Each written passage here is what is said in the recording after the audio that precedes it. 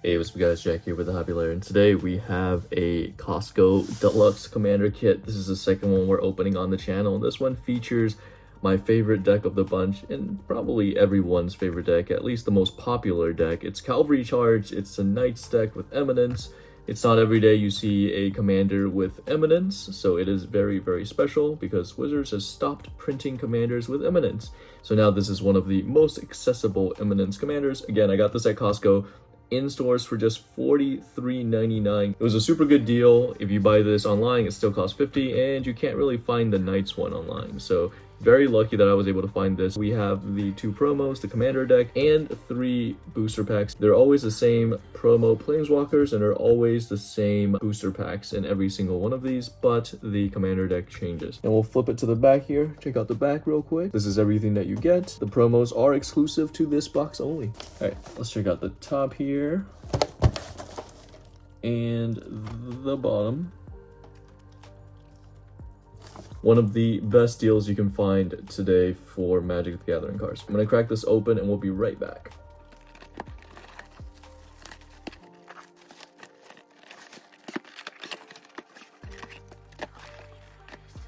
And for anyone wondering, there is nothing inside of this. It is just the commander deck and the plastic container.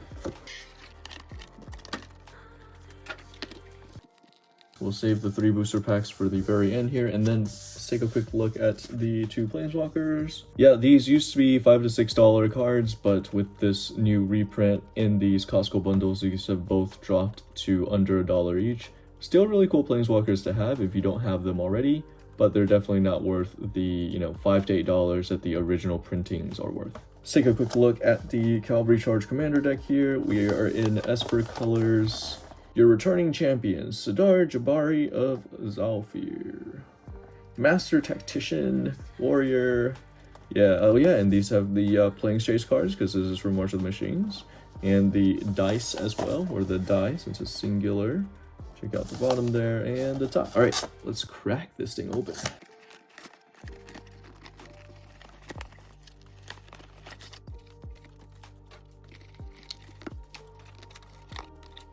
All right, let's take a quick look at this. This is all the punch outs here that you can get out of this. These have definitely grown on me as of late. It's very easy to keep your cards together like this when you have a bunch of precons, and you can see exactly what is inside because there is the art on the outside of the box. So these have been growing on me.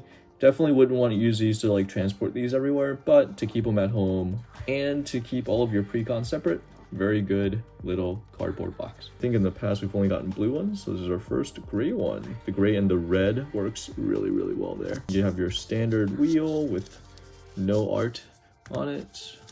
And then let's take a quick look at this. Here's all the special rules for Commander, in case you want to see that. And then here's the Planes Chase rules as well. Feel free to pause. I won't spend too much time on this. And here's a little backstory on Sidar Jabari. And we'll take a quick look at this in a second, but let's see what else is in here first.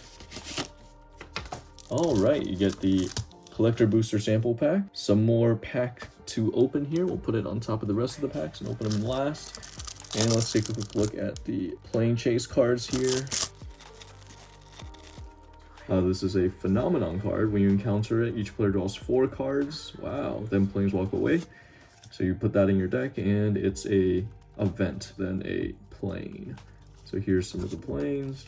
And this is the Chaos Ensues. So when you roll the dice, you can either planeswalk if you hit the planeswalker symbol, which just takes you to the next plane, or you can do chaos, or a lot of times nothing happens, right? There's 4 sides with nothing. So here on the bottom is what chaos does for each of these planes. They're usually pretty crazy. Yeah, I actually really like the idea of this planeswalking mechanic, this type of playstyle. I do wish that they had more variety in these, and I also wish that this was a more popular playstyle, because this is actually really fun. Once Commander gets a little stale, it really adds a little bit of spice to it. Let's move on to our Commander deck here. I'm gonna open this up. Nice. So we'll go through this. We'll talk a little bit about the mechanics at play here, how this deck really plays out, and maybe a couple of like small things that you could add to it to make it just a little bit better. but this already plays really well out of the box. So, all right, so this is Sadar Jabari. This is a Knight tribal deck, and Knights are very well supported throughout all of Magic sets. So you always find some new Knights pretty much in every single set, which is great for the upgradability of this deck. And it's in Esper colors, which is great for the graveyard shenanigans that you want to play. It's also got really good removal. But yeah, what this card does is Eminence. When you attack with one or more Knights, if it's in the command zone, draw a card, then discard a card. Alright, so first, you might be like, that's not that great. You're drawing, but you're also having to discard. Well, whenever the commander deals combat damage to a player, you can return a target Knight from your graveyard to the battlefield. So what you're trying to do is you're trying to cheat out really big Knight creatures from the graveyard by discarding them first, and then using your commander to bring them back. For our secondary commander, we have an Elenda and Azor. This is a Vampire Knight Sphinx. Also with flying, the commander also has flying. Whenever it attacks, you can pay X Esper if you do draw X cards. Beginning of each end step, you may pay 4 life and create a 1/1 black Vampire Knight creature token. Alright, so you're paying a ton of mana to draw X cards, and then at the beginning of each end step, you can pay life as well. So with this card, you're paying a ton of mana, you're paying a ton of life, but you're creating a number of 1/1 black Vampire Knight creature tokens with lifelink equal to the number of cards you've drawn this way. So yeah, creating a bunch of Knights so you can go really wide. This is a great card to discard and then bring back because it costs 6 mana, so it's actually kind of expensive. All right, and then let's just go through the rest of these, talk a little bit more about the Knights here. Having access to white and black gives you a ton of great removal spells here. This is the Horsemanship Knight. Other Knights, you can draw Horsemanship. One of the most interesting and fun mechanics. Not too much of this anywhere else nowadays though. So you hardly ever see Horsemanship, which is good, I guess, if you're playing a Knight's deck. You have a Merfolk Knight. Is super well supported. Yeah, there's a lot of equipments that are really good for Knights as well. Man, this is a super solid deck. So yeah, like I said, out of the 5 decks, this is by far the most popular deck. Knights just are a very popular tribal or typal to play. So a lot of people enjoy it. And the colors here, again, are just really solid for removal, for counter spells. If you want to go wide, if you want to, have big Knight creatures, it's all very good. So some of the best ways to upgrade this deck, just like 2 off the top of my head, the Surveil lands are really good here. So they give you multiple colors, which you need for, all of your 3 colors here, and they let you surveil and put Knights into the graveyard, which is always super awesome if you can get some big Knights in there. And then the other one is Moonshaker Cavalry, which is a Knight that gives all of your Knights flying and then +X/+X, depending on how many creatures you have. So it is a fantastic finisher. And again, Knights come out all of the time. So, you'll definitely be able to easily find Knights for upgrading this deck and to play it, whatever playstyle you really want to play with this deck. So lots of options, lots of sub-themes here with the Knights. And yeah, there's also a lot of really good graveyard reanimation spells in black that you can bring out. So, even if you don't want to use your commander or the command tax is too high, you can just bring them all out with like a Rise of the Dark Realms or, like a Necromancy, Reanimate. So, ton of flexibility here with what you can do with this deck. Really like it. I think the other thing about this deck that I really like is just how simple it is to play. I don't think there's any really, time-consuming things that this deck does. Like, you're not playing a board game by yourself half the time. Knights are relatively straightforward. A lot of them do a lot of things, but they're always usually pretty straightforward, and you won't have turns that are way too long, All right, so let's take a quick look at all of the lands here. We have 1, 2, 3, 4, 5, 6, 7, 8 plains. 1, 2, 3, 4, 5, 6 islands, and then 1, 2, 3, 4, 5 swamps. Here is the Commander Thick stock card that they stopped making now. So if you really enjoy this foil etched thick card to use as your commander, you can't really get these anymore. So pretty cool to have. And I'm guessing we're gonna have a couple of different types of Knights here and humans.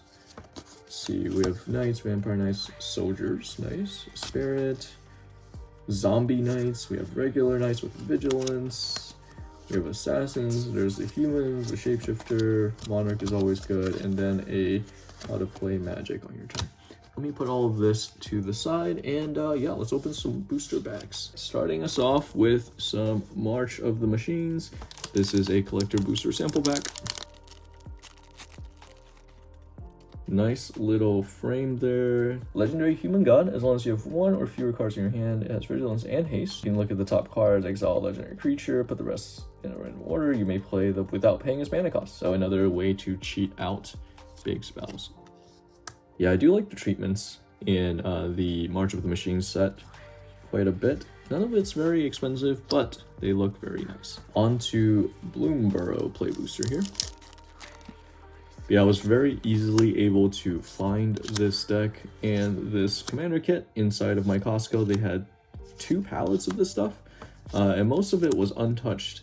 I guess Costco members aren't big Magic fans, at least in the city. Everything was available. Ooh, Coiling Rebirth and a mountain there. All right, let's open up the March of the Machines set booster next. So I hope you guys have a lot of luck finding this as well. For $43.99 or $44, this is such a great deal. I will say the Commander Masters set booster isn't worth quite so much anymore, but you never know. Anything could happen. Especially with Wizards taking control of the Commander format now. Yeah, if you guys haven't seen that, there were too many death threats and craziness geared towards the RC, so now Commander is taken back by Mr. Wizards. So we get a list card at the end. Contamination. During your upkeep, sacrifice a creature or sacrifice Contamination. Whenever land is tapped for mana, it produces black instead of its normal type and amount. Nice. So it's like a Blood Moon, but in black, and you do have to sacrifice to keep it up though. Onwards we go. Commander Masters, a set booster.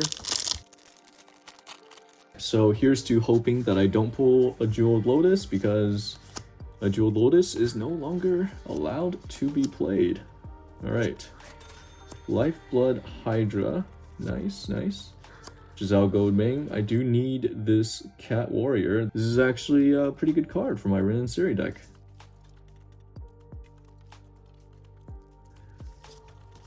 Cat Tribal Go Wide Strategy card. Let's see if we can get anything else here. That might be it for our 2 rares though in the front there. Ooh, I like that path a lot.